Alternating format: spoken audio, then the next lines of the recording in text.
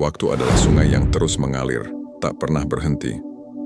Dalam arus derasnya, kita seringkali terbawa oleh gelombang emosi, keinginan, dan ambisi. Namun, di tengah hiruk-pikuk kehidupan, ada 9 waktu di mana diam menjadi kunci kebijaksanaan, menurut filosofi stoikisme dan ajaran Islam. 9 waktu ini bukan sekadar jeda, melainkan kesempatan untuk merenung, membersihkan jiwa, dan mendekatkan diri pada Sang Pencipta. Pertama, saat menghadapi kemarahan, stoikisme mengajarkan kita untuk mengendalikan emosi, sedangkan Islam menekankan pentingnya sabar. Diamlah sejenak, hirup napas dalam-dalam, dan biarkan amarah mereda sebelum bertindak. Renungkan akar penyebab kemarahan, dan carilah solusi yang bijaksana, bukan reaksi impulsif. Api amarah membakar jiwa, membutakan akal dan menghancurkan kedamaian. Namun, baik filsafat stoikisme maupun ajaran Islam menawarkan jalan keluar dari kobaran tersebut. Diam. Bukan diam pasif yang membiarkan api berkobar, melainkan diam yang penuh kesadaran. Sebuah pilihan untuk mengendalikan diri sebelum terjerat dalam pusaran emosi negatif. Stoikisme mengajarkan kita untuk memandang kemarahan sebagai gangguan eksternal, sebuah gelombang yang menerjang, bukan sebagai bagian integral dari diri kita. Dengan diam, kita menciptakan jarak antara diri kita dan amarah, memberikan ruang untuk berpikir jernih. Kita mengamati gelombang itu, memahami penyebabnya, tanpa terbawa arus. Ini bukan penekanan emosi, melainkan pengakuan akan sifat sementara amarah. Seperti ombak yang datang dan pergi, amarah pun akan mereda, meninggalkan ketenangan setelah badai. Islam di sisi lain mengajarkan kita untuk bersabar dan mengendalikan diri. Diam, dalam konteks ini, adalah wujud dari kesabaran. Ia merupakan kesempatan untuk bermunajat kepada Allah Subhanahu wa Ta'ala, memohon petunjuk dan kekuatan untuk menghadapi situasi yang memicu kemarahan. Dengan diam, kita menghindari perkataan yang menyakitkan, yang dapat memperburuk situasi dan merusak hubungan. Kita memilih untuk merespon dengan bijaksana, bukan dengan reaksi impulsif yang seringkali kita sesali kemudian. Diam saat menghadapi kemarahan bukanlah tanda kelemahan, melainkan kekuatan. Ini adalah kemenangan atas diri sendiri, sebuah bukti kedewasaan emosional. Dengan diam, kita memilih kebijaksanaan di atas emosi, kedamaian di atas perselisihan. Kita membangun benteng pertahanan batin yang kokoh, mampu menghadapi badai amarah tanpa kehilangan kendali diri. Diam adalah jembatan menuju solusi yang bijaksana, bukan menuju penyesalan yang mendalam. Yang kedua, saat ditimpa musibah. Kehilangan, kegagalan, dan penderitaan adalah bagian tak terpisahkan dari kehidupan. Dalam situasi ini, diamlah dan bermunajat kepada Allah Subhanahu wa Ta'ala. Izinkan dirimu merasakan kesedihan, tetapi jangan biarkan kesedihan itu menenggelamkanmu.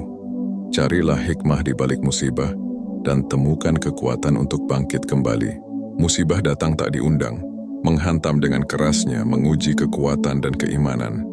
Di tengah badai duka, diam menjadi pelabuhan yang menenangkan, sebuah ruang untuk merenung dan menemukan kekuatan batin, baik menurut filsafat stoikisme maupun ajaran Islam. Stoikisme mengajarkan penerimaan terhadap takdir. Musibah, dalam pandangan Stoa, adalah bagian tak terpisahkan dari kehidupan, sebuah ujian yang harus dihadapi dengan kepala tegak. Diam bukan berarti pasrah dalam keputusasaan, melainkan kesempatan untuk memahami peristiwa yang terjadi, mencari hikmah di baliknya, dan menyesuaikan diri dengan realitas yang baru. Dengan diam kita menghindari reaksi impulsif yang mungkin memperburuk keadaan, dan menciptakan ruang untuk berpikir jernih, mencari solusi, dan bangkit kembali. Islam di sisi lain mengajarkan kita untuk bersabar dan tawakal, berserah diri kepada Allah Subhanahu wa Ta'ala. Diam dalam konteks ini adalah bentuk ibadah, sebuah kesempatan untuk bermunajat, memohon kekuatan dan ketabahan. Dengan diam kita mendekatkan diri kepada Sang Pencipta, mencari penghiburan dan kekuatan dalam iman. Kita menyadari bahwa musibah adalah ujian dari Allah Subhanahu wa Ta'ala, dan di balik setiap ujian tersimpan hikmah dan rahmat. Diam juga memungkinkan kita untuk menerima dukungan dari orang-orang terdekat, tanpa terbebani oleh tekanan untuk selalu terlihat kuat. Diam saat ditimpa musibah bukanlah tanda menyerah, melainkan tanda kekuatan. Ini adalah kesempatan untuk merenung, belajar dari pengalaman, dan tumbuh menjadi pribadi yang lebih bijaksana dan teguh. Dalam kesunyian, kita menemukan kekuatan batin yang tak terduga, kekuatan untuk menghadapi tantangan hidup dengan lebih tabah dan penuh harapan. Diam adalah pelukan yang menenangkan di tengah badai duka, membimbing kita menuju jalan menuju penerimaan, pengampunan, dan kebangkitan kembali. Yang ketiga, saat dihadapkan pada fitnah, tuduhan dan gosip dapat merusak reputasi dan ketenangan batin. Stoikisme mengajarkan kita untuk tidak terpengaruh oleh pendapat orang lain, sementara Islam menekankan pentingnya menjaga lisan dan hati.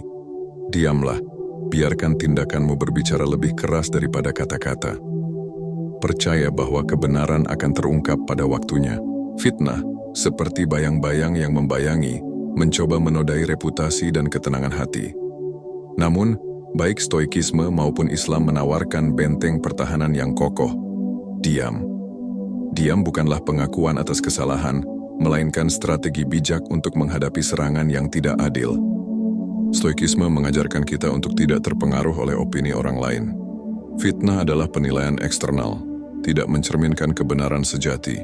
Dengan diam, kita menolak untuk terlibat dalam perdebatan yang tidak produktif. Kita fokus pada kebenaran internal, pada nilai-nilai dan prinsip yang kita pegang teguh. Biarkan tindakan kita berbicara lebih keras daripada kata-kata. Biarkan integritas kita menjadi bukti yang tak terbantahkan. Diam, dalam konteks ini, adalah pernyataan kekuatan, bukan kelemahan. Islam menekankan pentingnya menjaga lisan dan hati. Diam dalam ajaran Islam adalah bentuk perlindungan diri dari fitnah. Dengan diam kita menghindari perselisihan yang dapat memperburuk situasi dan melukai hati. Kita mempercayakan keadilan kepada Allah Subhanahu wa Ta'ala yang Maha mengetahui segala kebenaran. Diam juga merupakan kesempatan untuk berdoa, memohon perlindungan dan kekuatan untuk menghadapi cobaan ini.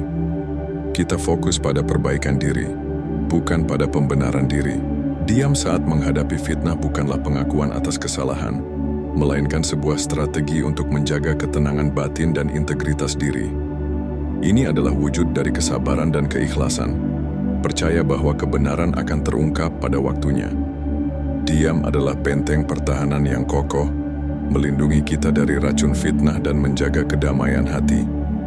Dengan diam, kita memilih jalan yang lebih tinggi, jalan kebenaran dan ketentraman. Yang keempat, saat berselisih paham, perbedaan pendapat adalah hal yang wajar. Namun, jangan biarkan perbedaan itu memicu perselisihan yang berkepanjangan. Diamlah sejenak, dengarkan dengan seksama sudut pandang lawan bicaramu, dan carilah titik temu. Komunikasi yang efektif membutuhkan kesabaran dan pemahaman. Perselisihan paham seperti badai yang mengguncang perahu kehidupan seringkali menguji kesabaran dan kebijaksanaan kita. Dalam pusaran kata-kata yang saling berbenturan, diam hadir sebagai jangkar yang menenangkan, menawarkan pelabuhan aman bagi jiwa yang tengah bergejolak. Baik filsafat Stoikisme maupun ajaran Islam mengajarkan kita keutamaan diam dalam menghadapi perselisihan. Stoikisme menekankan pentingnya pengendalian diri dan pemahaman yang mendalam. Diam, dalam konteks ini, bukan berarti menyerah atau menghindari konfrontasi, melainkan memberikan ruang untuk mempertimbangkan semua sudut pandang dengan jernih. Dengan diam, kita menghindari pertukaran kata-kata yang menghasilkan permusuhan dan memperparah situasi. Kita menciptakan ruang untuk mendengarkan dengan sungguh-sungguh, untuk memahami perspektif lawan bicara kita, sebelum mengungkapkan pendapat kita sendiri. Tujuannya bukan untuk menang perdebatan, melainkan untuk menemukan solusi yang bijaksana dan menghormati semua pihak. Islam juga mengajarkan keutamaan diam dalam menghadapi perselisihan. Al-Quran mengajarkan kita untuk menjaga lisan dari perkataan yang tidak bermanfaat dan bahkan merugikan. Diam, dalam konteks ini, adalah bentuk kesabaran dan kebijaksanaan. Dengan diam, kita mencegah perselisihan meluas dan merusak hubungan. Kita memberikan ruang untuk merenung, untuk mencari hikmah di balik perselisihan, dan untuk menemukan jalan keluar yang mengarah pada perdamaian dan persatuan. Diam saat berselisih paham bukanlah tanda kelemahan, melainkan kekuatan. Ini adalah bukti kedewasaan emosional dan kebijaksanaan. Dengan diam, kita memilih untuk mencari solusi yang konstruktif, bukan untuk memperburuk situasi. Kita menciptakan ruang untuk perdamaian, untuk pemahaman, dan untuk hubungan yang lebih harmonis. Diam adalah kunci untuk membuka pintu kebijaksanaan dan kedamaian. Yang kelima, saat merasa iri hati. Iri hati adalah penyakit hati yang merusak. Diamlah dan renungkan nikmat yang telah Allah Subhanahu wa Ta'ala berikan kepadamu.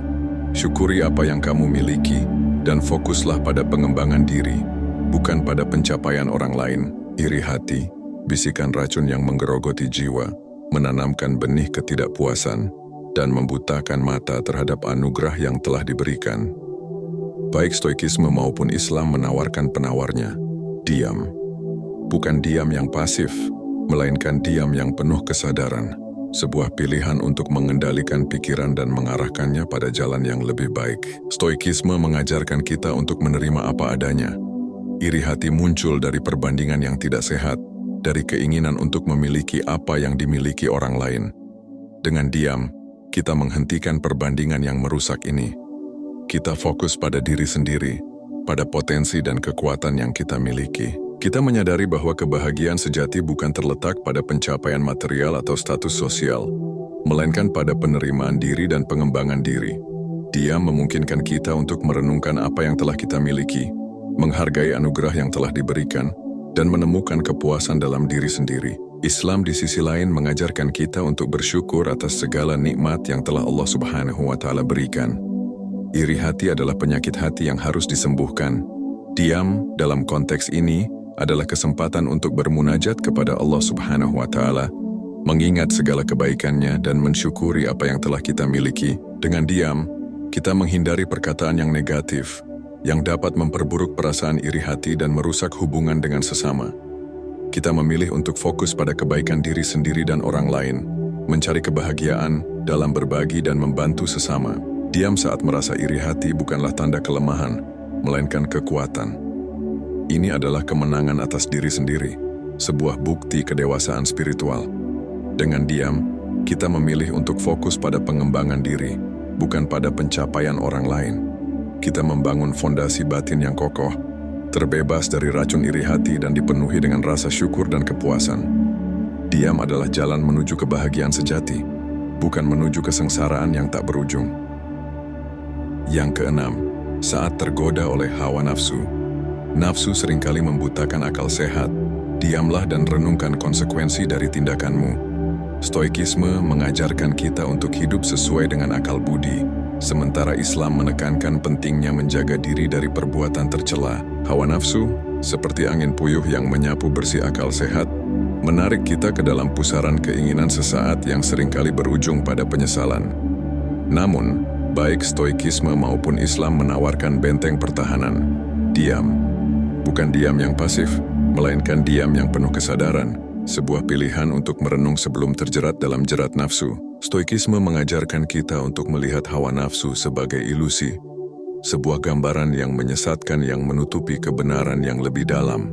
Dengan diam, kita menciptakan ruang untuk berpikir jernih, untuk melihat melampaui godaan sesaat dan merenungkan konsekuensi jangka panjang dari tindakan kita. Kita mengendalikan impuls, menolak untuk menjadi budak dari keinginan yang sementara. Kita memilih untuk bertindak sesuai dengan akal budi, bukan didorong oleh dorongan naluriah. Diam adalah latihan untuk mengendalikan diri, untuk mengendalikan keinginan dan mengarahkannya menuju tujuan yang lebih bermakna. Ajaran Islam juga menekankan pentingnya mengendalikan hawa nafsu. Diam dalam konteks ini adalah bentuk dari takwa, ketakwaan, sebuah komitmen untuk menaati perintah Allah Subhanahu wa Ta'ala dan menjauhi larangannya. Dengan diam, kita menahan diri dari tindakan yang melanggar norma agama dan moral. Kita merenungkan hikmah di balik larangan tersebut, memahami bagaimana tindakan yang didorong oleh nafsu dapat merusak diri sendiri dan orang lain. Diam adalah kesempatan untuk berdoa, memohon kekuatan dari Allah Subhanahu wa Ta'ala untuk melawan godaan dan memilih jalan yang benar. Diam saat tergoda oleh hawa nafsu bukanlah tanda kelemahan, melainkan kekuatan. Ini adalah kemenangan atas diri sendiri, sebuah bukti kedewasaan spiritual. Dengan diam, Kita memilih kebijaksanaan di atas kepuasan sesaat, kebahagiaan abadi di atas kenikmatan sementara. Diam adalah benteng pertahanan yang kokoh melawan godaan, membimbing kita menuju kehidupan yang lebih bermakna dan bermartabat. Yang ketujuh, saat merasa putus asa. Kegagalan dan kesulitan dapat membuat kita merasa putus asa. Diamlah dan berdoa kepada Allah Subhanahu wa Ta'ala. Ingatlah bahwa Allah Subhanahu wa Ta'ala selalu bersama kita, dan Dia akan memberikan jalan keluar dari setiap kesulitan. Putus asa, jurang gelap yang mengancam menelan jiwa. Kegelapan menyelimuti, harapan sirna, dan langkah terasa berat.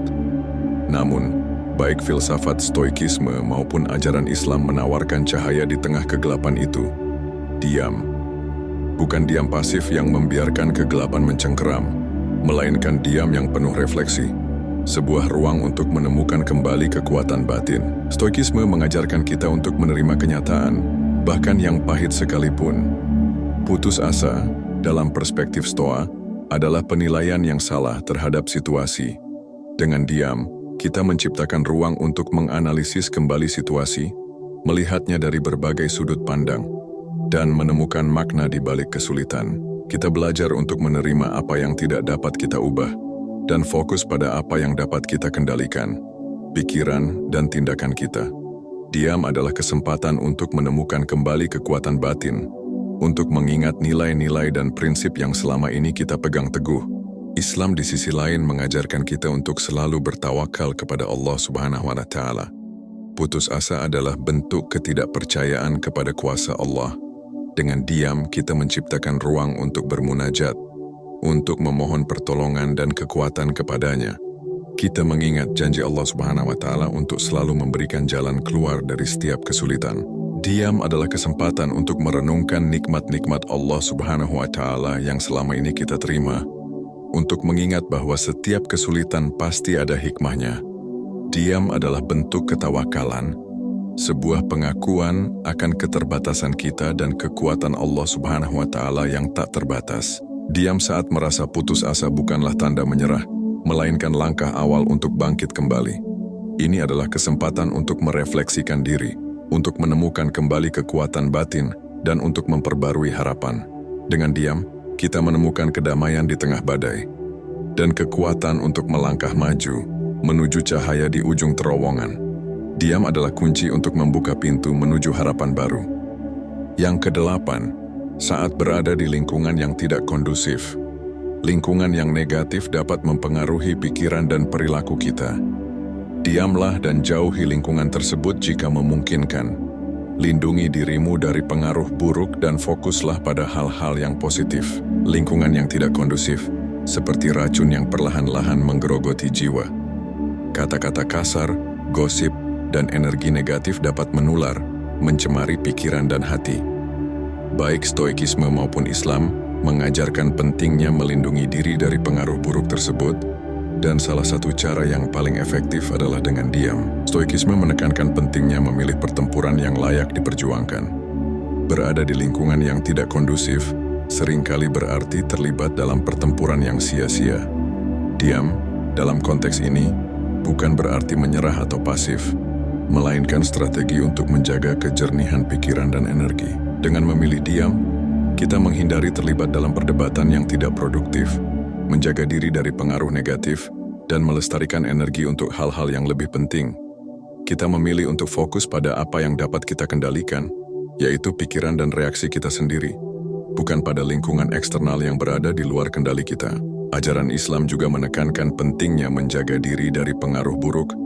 Al-Quran menasehatkan kita untuk menjauhi tempat-tempat yang penuh fitnah dan perselisihan. Diam, dalam konteks ini, merupakan bentuk perlindungan diri. Dengan diam, kita menghindari terjerat dalam percakapan yang tidak bermanfaat, bahkan yang merugikan. Kita menjaga lisan dari kata-kata yang tidak perlu, dan melindungi hati dari energi negatif yang dapat menghancurkan ketenangan batin. Lebih dari itu, diam memungkinkan kita untuk lebih fokus pada zikir dan doa, mencari kekuatan dan petunjuk dari Allah Subhanahu wa Ta'ala untuk menghadapi situasi yang menantang. Diam di lingkungan yang tidak kondusif bukanlah tanda kepasifan, melainkan kekuatan. Ini adalah bentuk perlindungan diri yang bijaksana, sebuah cara untuk menjaga kejernihan pikiran dan integritas moral. Dengan diam, kita memilih untuk tidak terkontaminasi oleh energi negatif dan menjaga diri tetap teguh dalam prinsip-prinsip yang kita yakini. Diam adalah benteng pertahanan, melindungi kita dari pengaruh buruk dan menjaga kedamaian batin. Yang kesembilan, sebelum mengambil keputusan penting. Keputusan yang tergesa-gesa seringkali berakibat fatal. Diamlah dan renungkan dengan matang konsekuensi dari setiap pilihan.